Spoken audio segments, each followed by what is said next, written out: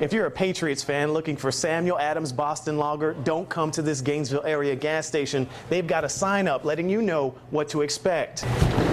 They've stopped selling it. They've pulled all the cases from the shelves. So the storm is coming this weekend. What are you doing to prepare? Here's some things you can get out and purchase right now. This is US 27 and Holly Springs Drive, exactly where this accident occurred. I can tell you, Carrollton police, they've had 3 reported exposure-type incidents in just days of one another. Speaking with some of the people out here, we're learning that this explosion could be heard a whopping 30 to 40 miles away. Ben, we're at Piedmont Park, just off of 10th and Monroe, and in the distance, you should be able to, we're gonna zoom in as tight as we can, but there's a large group of protesters. You can see off in the distance a doghouse and a kennel over this way. What he saw next is now being investigated as child abuse. There was a lot of damage done in this crash, but it had the potential to become deadly. To make matters worse, that driver did not stop to even see if that girl was alive or dead. So this themed run is different than many that we've seen before. This is video taken from the hostagerun.com website, and it gives you the basic idea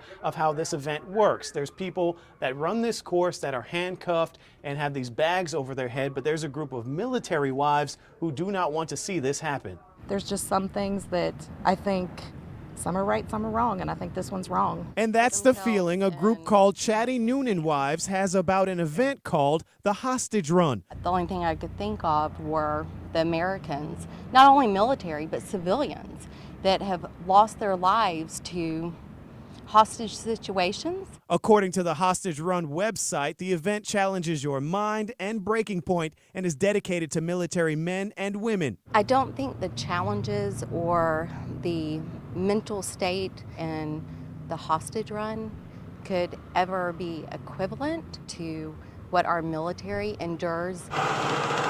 There's even an online promo video which gives viewers an idea of what to expect, but those opposed to the run believe it's just plain disrespect to those in the armed forces. And I'm asking Mr. Harris, you know, as a military spouse, please don't go through with this.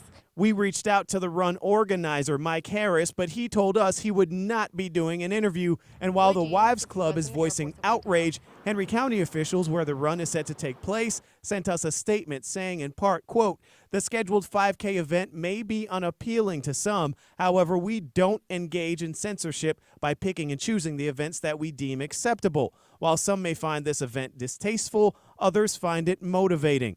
Julian Johnson, CBS 46 News Night Team. Heineken's there, Dos Equis, Miller Lite, check. But wait, where's the Samuel Adams Boston Lager? I took it down on Tuesday, and it's been off the shelf since then. Viral Chadua owns this Gainesville area gas station, but more importantly, he's a Falcons fan, and he doesn't like anyone, especially out-of-towners like Boston Globe writer Dan Shaughnessy, being critical of his home team or its supporters. It's not hate, but your guy Dan Shaughnessy kind of started this. You know, he took a lot of shots at the Atlanta Falcons fan base.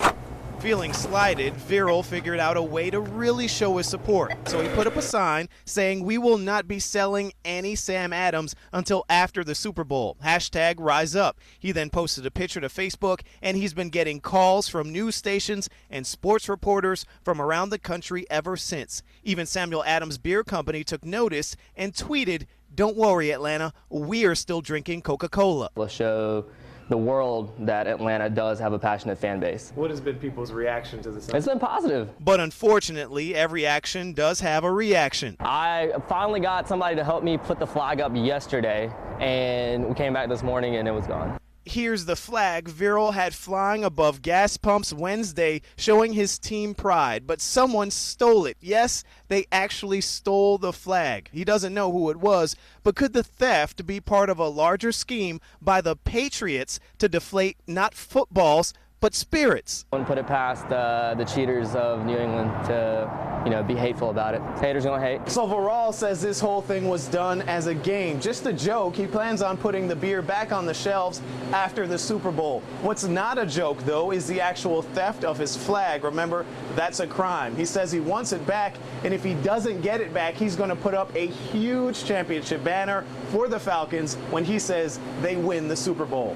Tonight we're in Gainesville. Julian Johnson, CBS 46 News 19. This woman says on New Year's Eve a group was firing shots in the air for more than an hour. She says Atlanta police never came to check it out despite numerous 911 calls. The next day she found the park littered in shell casings, and she's not the only one outraged. This is cell phone video that's grabbing the attention of so many across Metro Atlanta and angering those who live so close to where it all played out. Because we had to stay in the house when all this was going on. No, it don't supposed to be over here like that. We spoke with Miss Johnson, who lives right across the street from Four Corners Park in Peoplestown, where the shooting happened. She believes the shooters were mainly those who don't even live in her community. Those who don't stay over here, they have to tell them to get the hell on out and over here.